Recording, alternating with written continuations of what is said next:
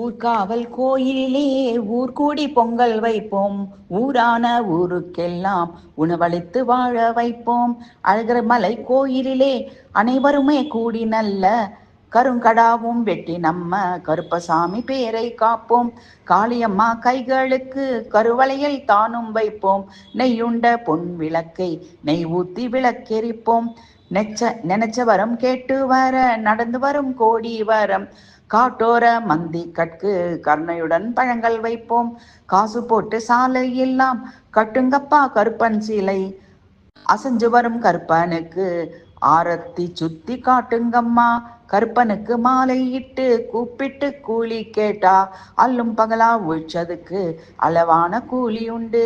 சிறுபால் எல்லாரும் வந்து சிறுதேர் இழுத்து வர சிவகாசி கருப்பசாமி சிரிப்போடு சீர் தருவான்.